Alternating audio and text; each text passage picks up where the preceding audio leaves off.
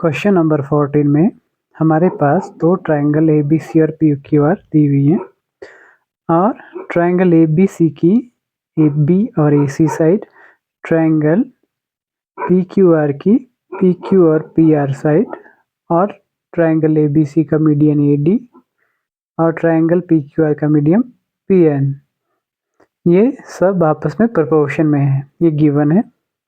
हमें प्रूव करना है कि triangle A B C similar to triangle P Q R. ठीक है, तो इसके लिए सबसे पहले हमने कंस्ट्रक्शन में क्या किया, हमने ए डी को डी ई तक बढ़ाया इस तरह से कि A D is equal to D E. उसी तरह से पी एम को आगे बढ़ाते हुए एन तक ले गए, P M is equal to M N, और फिर उसके बाद ई को सी से मिलाया और एन को आर से मिलाया। ठीक है, फिर उसके बाद अब हमने दो ट्रायंगल ली, ट्रायंगल ए बी डी और ट्रायंगल डी एम सी। आप इसको और क्लियरली देख पाएंगे अगर इस लाइन को मिटा दें थोड़ी देर के लिए।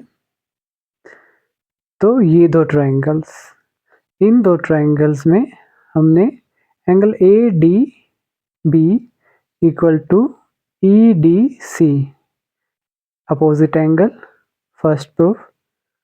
दूसरा A D is equal to D E, by construction हमने इक्वल लिए हैं। Third one B D is equal to D C, median है इसलिए इस साइड के टू इक्वल पार्ट्स हैं। ठीक है, तो तीन प्रूफ हो गए। तो ये दोनों ट्रायंगल्स क्या हो गई, सिमिलर हो गई। ठीक है, फिर इसकी वजह से A B is equal to हमने क्या लिखा, ई सी, क्योंकि कॉन्ग्रुएंट ट्रायंगल के पार्ट्स क्या होते हैं, इक्वल। इसको दे दिया इक्वेशन नंबर 1। ठीक है, जिस तरह से हमने ट्रायंगल ए बी सी में ये दो ट्रायंगल्स कॉन्ग्रुएंट प्रूव की, उसी तरह से दूसरी पी क्यू आर वाले ट्रायंगल में भी ट्रायंगल पी क्यू एम और एन एम आर, इन दोनों को कॉन्ग्रुएंट प्रूव करेंगे। यही हमने लिखा सिमिलरली। तो वहाँ से क्या निकल के आएगा, P R is equal P Q is equal to R N, जिस तरह से A B is equal to C E निकला। ठीक है, अब हमने जो रेशियोज दी हुई थी उन्हीं को दोबारा लिखा। फिर उसके बाद A B upon P Q की जगह C E upon R N लिख दिया, क्योंकि ये फर्स्ट और सेकेंड इक्वेशन से आया है। फिर उसके बाद A D upon P M की जगह 2AD अपॉन 2PM लिख दिया। ठीक है, इस रेशियो को कोई फर्क नहीं पड़ेगा, 2 से 2 कैंसिल हो जाएगा, ये आपको आगे पता चलेगा क्यों किया।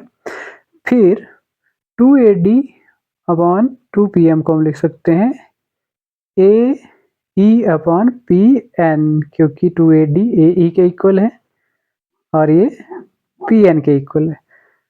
ठीक है, यही हमने लिखा।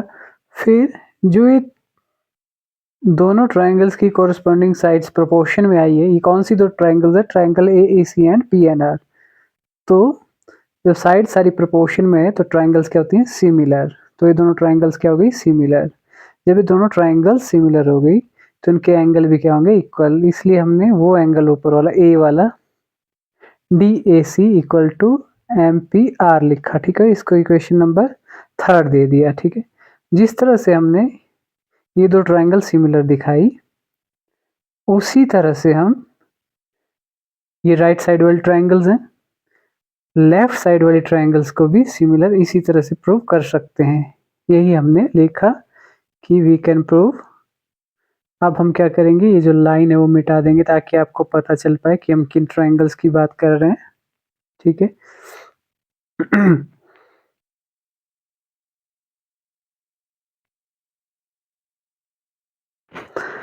तो जब हम लेफ्ट साइड वाली ट्रायंगल्स को प्रूव करेंगे, लेफ्ट साइड वाली कौन सी भी, ट्रायंगल ABE एंड PQN। ठीक है, ये लाइंस हमने मिटा दी। ये वाली भी इसी तरह से सिमिलर प्रूव हो जाएंगी जिस तरह से AEC और PNR हुई। ठीक है, तो इससे क्या रिजल्ट मिलेगा हमें, वो हमने लिखा है angle BAD equal to angle QPM। इसको इक्वेशन नंबर 4 दे दिया। ठीक है, अब 3 एंड 4 इक्वेशन को क्या कर दिया हमने, ऐड कर दिया। तो लेफ्ट वाले एंगल लेफ्ट में जुड़े, राइट वाले एंगल राइट में जुड़े, लिखा हुआ है लास्ट कोने में। फिर जब इन दोनों एंगल्स को प्लस किया तो लेफ्ट में बन गया एंगल BAC और राइट में बन गया QPR, जो कि ट्रायंगल ABC और PQR के एंगल हैं। ठीक है, और साथ में ये जो दो रेशियो थी AB upon PQ, AC upon QR ये लिख दी जो गिवन ही थी। तो किन्हीं दो ट्रायंगल में दो साइड प्रोपोर्शन में और एक एंगल सेम हो तो ट्रायंगल्स क्या होती हैं आपस में, सिमिलर। तो इसलिए triangle ABC similar to triangle PQR by SAS congruency. ठीक है, तो आपको आशा करते हैं कि पूरा सवाल समझ में आ गया होगा।